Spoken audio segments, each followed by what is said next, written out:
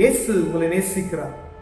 பிரியமானவர்கள், இந்த நாளில் ஆண்டவர் நம்மளோடு பேசும்படியா வேதத்திலிருந்து ஒரு வசனத்தை கூட வாசித்து இந்த கடைசி காலத்துல ஆண்டவர் நம்மளோடு பேசுகிற காரியத்தை பார்ப்போம். வெளிப்படுத்தின புஸ்தகம் 10வது அதிகாரம் 6வது வசனம் இப்படியாக சொல்லுகிறது: சமுத்திரத்தின் மேலும் பூமியின் மேல் நிற்கத்தக்கதாக நான் கண்ட தூதன் தன் கையை வானத்துக்கு நேராக உயர்த்தி, இனி காலம் செல்லாது, ஆனாலும் தேவன் தம்முடைய ஊழியக்காரராகிய தீர்க்கதரிசிகளுக்கு சுவிசேஷமாய் அறிவித்தபடி 7ஆம் தூதருடைய சத்தத்தின் நாட்களில் அவன் எக்காலம் ஊத போகிற போது தேவ ரகசியம் நிறைவேறும் என்று வானத்தையும் அதில் உள்ளவைகளையும் பூமியையும் அதில் உள்ளவைகளையும் சமுத்திரத்தையும் அதில் உள்ளவையும் சிருஷ்டித்தவரும் சதா காலங்களில் உயிரோடு இருக்கிறவருமானவர் மேல் ஆணையிட்டு சொன்னான். இனி காலம் செல்லாது, இது கடைசி காலம். யோவானுக்கு வெளிப்படுத்தின இந்த காரியத்துல 7ஆம் தூதனுடைய காரியம் 7 தூதர்களையும் ஆண்டவர் இதில் குறிப்பிடுகிறது நாம் பார்க்க முடிகிறது. இனி காலம் செல்லாது, தேவ ஊழியர்களுக்கு ஆண்டவர் சொன்ன சுவிசேஷம் அறிவிக்கப்பட்ட அந்த வார்த்தைகள், இந்த ரகசியங்கள் நிறைவேறும் காலமாய் இருக்கிறது அப்படின்னு சொல்லப்படுகிறது. கடந்த நாட்கள்ல முத்திரை போடப்பட்ட காரியத்தை நாம் பார்த்தோம்.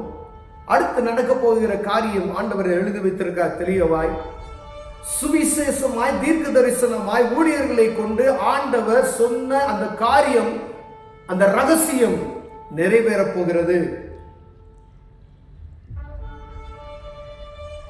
7ஆம் தூதருடைய சத்தத்தின் நாட்களில் எக்காலம் ஊதுகிற போது தேவ ரகசியம் நிறைவேறும் என்று வேதம் எழுதியிருக்கிறது. பிரியமானவர்களே, ஆவிக்குரிய வாழ்க்கையில எவ்வளவு அதாவது நம்ம ஆன்மீக வாழ்க்கைக்குள்ள நம்ம கடந்து செல்லும் பொழுது ஆண்டவர் நம்மளை நேசிக்கிறார். அதே பாதுகாப்பு பூமியில என்ன நடக்கும் அப்படின்னு சொல்லி யாராலும் எதிர்பார்க்க முடியாது. இந்த 7 தூதர்கள் ஒவ்வொரு முத்திரையும் உடைக்கும் பொழுது ஒவ்வொரு காரியம் நடக்கிறது நாம் பார்க்க முடிகிறது. இந்த தூதன் அந்த முத்திரையை உடைக்கும் பொழுது எக்காலம் ஊதும் போது தேவ ரகசியம் வெளிப்படும் என்று சொல்லப்பட்ட அந்த காரியம் பூமியிலே நடக்கும் என்று சொல்லப்படுகிறது. ஆங்காங்கே அடுத்தடுத்து நடக்கக்கூடிய ஒவ்வொரு காரியங்களும், பூமி அதிர்ச்சிகள், யுத்தங்கள், இது நடந்து கொண்டு இருக்கிறது. கடைசி காலத்துக்கான அறிகுறி என்று சொல்லி நமக்கு சொல்லிக்கொண்டே இருக்கிறது உலகம். வேதம் நமக்கு கற்றுக் கொடுக்கிறது. உலகம் அதை மாதிரியாய் உலகத்துல பிராக்டிக்கலாய் நடந்து கொண்டு இருக்கிற அநேக சம்பவங்களை நாம் பார்க்க முடிகிறது. பிரியமானவர்களே, தேவ ரகசியம் நிறைவேறும் பொழுது இந்த பூமியில என்ன நடக்கும் அப்படின்னு சொல்ல முடியாது. பூமியில சமுத்திரத்தில் இருக்கிற அநேக 3இல் 1 எல்லாம் சேதமாகும், கப்பல்களில் சேதமாகும், மனிதர்கள் இவ்வளவு பேர் சேதப்படுவார்கள். என்ன பயங்கரமான காரியம். ஒருவேளை 3ஆம் உலக போராக கூட இருக்கலாம்.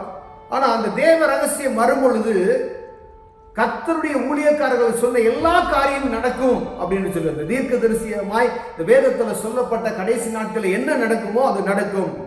நாம் இதிலிருந்து அறிந்து கொள்ள வேண்டிய ஒரே ஒரு காரியம் என்னவென்றால், என்ன வேணாலும் பூமியில நடக்கட்டும், ஆனா அவரை பற்றி கொள்கிற மனிதர்களுக்கு ஒரு குறைவும் உண்டாகாது என்பதை மாத்திரம் நம் இருதயத்தின் ஆழத்தில் படைந்து கொள்ள வேண்டும். பிரியமானவர்களே, தேவ ரகசியம் வெளிப்பட போகிறது.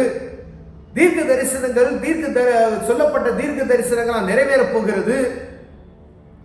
ஆனா அவரை அறிந்து கொண்ட ஜனங்கள் வெட்கப்பட்டு போகாதபடிக்கு மனிதர்களுக்கு வேதத்தை ஆண்டவர் எழுதி கொடுத்த அதன்படி நீங்கள் நடந்து கொள்ளுங்கள் என்று சொல்லுகிறார். வேலையில் காக்கப்பட்ட மனிதர்கள் 8 பேர் தான். ஃபுல்லா ஜலப்பிரளயம் அழித்து போட்டது. 8 பேர் மட்டும்தான் காக்கப்பட்டாங்க. மற்றவங்க எல்லாம் கூட இருந்த சொந்தம் பந்தம் எல்லாமே போயிட்டாங்க. ஒரு குடும்பம் தான். அதுக்கு பின்பது ஆண்டவருடைய கிருபையினாலே எல்லா ஜனங்களும், அப்படிப்பட்ட பாவியா இருந்தாலும் உன்னை ஆண்டவர் ஏற்றுக்கொண்டேன் என்று சொல்லி துன்மார்க்கமாய் வாழ்வதை என்னை அழைத்து உங்களை அழைத்து ஒவ்வொருவரையும் அவரை அறிகிற ஞானத்தை கொடுத்து இந்த கிறிஸ்துவின் ரத்தம் இதற்காக சிந்தப்பட்டு இருக்கிறது. கடைசி காலத்துல முடிவு, உலக முடிவுக்கு வரப்போகிறது. அப்பொழுது நடக்கக்கூடிய சம்பவத்துல எந்த ஒரு காரியம் உங்களுக்கு நேரிடாதபடி உங்களை காத்துக் கொள்ளும்படியாய் பரிசுத்த ஆவியானவர் உங்களுக்கு கற்றுக் கொடுக்கிற காரியம், இந்த வேதத்தில் சொல்லப்பட்ட வார்த்தைகளுக்கு கட்டுப்படுத்து கீழ்ப்படிந்து அவரே தேவன் என்று அறிந்து அவர் ஒருவருக்கே ஆராதனை செய்து பிதா குமாரன் பரிசுத்த ஆவியின் நாமத்தினால ஞானஸ்தானம் எடுத்து இயேசுவை விசுவாசிக்கிற ஒவ்வொரு பிள்ளைகளையும் ஆண்டவர் பாதுகாப்பேன் என்று சொல்லுகிற இந்த வார்த்தையை நாம் ஏற்றுக்கொள்ளும்படியாய், புரிந்து கொள்ளும்படியாய், அறிந்து கொள்ளும்படியாய், இந்த வசனத்தை வாசிக்கும்படியாய், இதை வாசித்ததை கை கொள்ளும்படியாய் ஆண்டவர் விரும்புகிறார். பிரியமானவர்களே, இது ஒரு உயில் நமக்கு கொடுக்கப்பட்டு இருக்கிறது. இதை வாசித்து நாமே அறிந்து கொள்ளலாம். இதை வாசிக்கணும். கடைசி காலம் எடுத்து வாசிங்க. வீட்டில் பைபிள் சும்மா இருந்துச்சுன்னா தயவுசெய்து யார் அதை வைக்காது, எடுத்து வாசிங்க. வாசிங்க. ஆண்டவர் உங்களோடு பேசுவார். இந்த கடைசி காலத்துல என்ன நடக்க போகுது, அதுல இருந்து எப்படி நம்ம தப்பித்துக் கொள்ள முடியும், பொருளாதார ரீதியாக, கொள்ளை நோய் ரீதியாக, போர் ரீதியாக பலவிதமான சூழ்நிலைகள் பூமியை சூழ்ந்து கொண்டாலும் ஆண்டவரை பற்றி கொண்ட பிள்ளைகளுக்கு ஒரு நன்மையும் குறைவுடாது என்று ஆண்டவர் சொல்லுகிறது. ஸ்தோத்திரம். அவரை பற்றிக் கொள்ளுங்க. எந்த சூழ்நிலையும் அவரை மாத்திரம் கைவிடாதபடி பற்றிக் கொள்வீர்களானால் ஆண்டவர் நம்மை காக்க வல்லமையுள்ளவராய் இருக்கிறார். பிரியமானவர்கள், அதுக்கு ஒரே ஒரு வழி, அவரை அறியணும், அவரை ஏற்றுக்கொள்ளணும், அவரை தேடணும். போங்க, சர்ச்சுக்கு போங்க, இயேசு யார் என்பதை அறிந்து கொள்ளுங்க. வேத புத்தகத்தை வாசிங்க. அவர் எதற்காய் பூமிக்கு வந்தார் என்று அறிந்து கொள்ளுங்க. அவர் எதற்காய் இந்த கடைசி காலத்தில் அந்த பாடுபட்டார் என்பதை அறிந்து கொள்ளுங்க.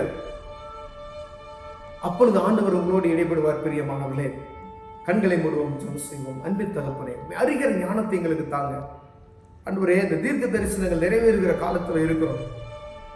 அதிலிருந்து தப்பித்துக் கொள்வதற்குமே அறிகிற ஞானம் எங்களுக்கு வேணும் ஆண்டவரே.